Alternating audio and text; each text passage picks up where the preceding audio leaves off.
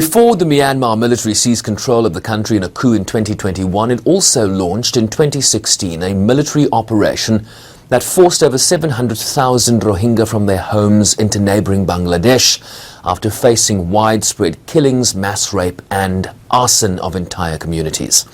Blinken ordered a formal review and analysis of the situation when he took office, which concluded that Myanmar's army committed genocide, a determination Washington hopes will increase international pressure in holding the junta accountable.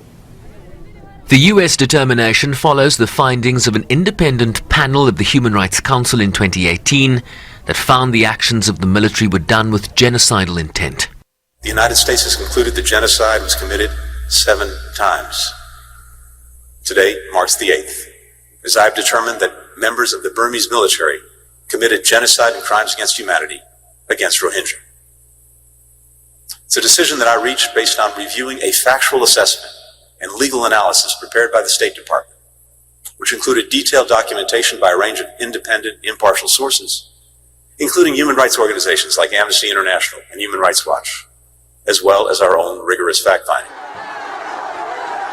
The US analysis was based on a survey of more than 1,000 Rohingya refugees living in Bangladesh, all of whom were displaced by the military's targeting, with more than half witnessing acts of sexual violence, while 1 in 5 witnessed a mass casualty event. That is, the killing or injuring of more than 100 people in a single incident. These percentages matter. They demonstrate that these abuses were not isolated cases. The attack against Rohingya was widespread and systematic, which is crucial for reaching a determination of crimes against humanity. The evidence also points to a clear intent behind these mass atrocities, the intent to destroy Rohingya in whole or in part. That intent has been corroborated by the accounts of soldiers who took part in the operation and later defected, such as one who said he was told by his commanding officer to, and I quote, "shoot at every sight of a person," end quote, burn villages, rape and kill women.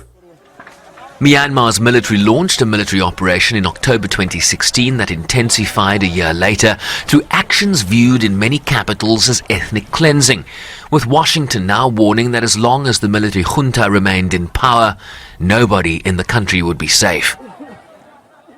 Many of the military leaders who oversaw the genocidal campaign against Rohingya, including the general who led it, were also involved in abuses committed against other ethnic and religious minority groups. They're the same military leaders who overthrew Burma's democratically elected government on February 1st, 2021 and seized power. Last week, the UN's Human Rights Office released a new report that sets out a continuing spiral of violence in Myanmar since the coup, warning that the military was continuing to engage in systematic and widespread human rights violations and abuses, some of which may amount to war crimes and crimes against humanity.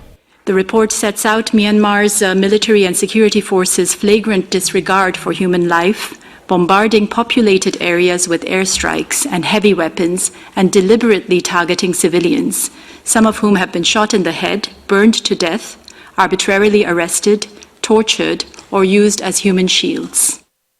Human Rights Watch has called for the US and other governments to seek justice for the Myanmar military's crimes, possibly through a UN Security Council referral to the International Criminal Court, similar to Sudan's 2005 referral over Darfur. Sherwin Bryce-Pease, SABC News, New York.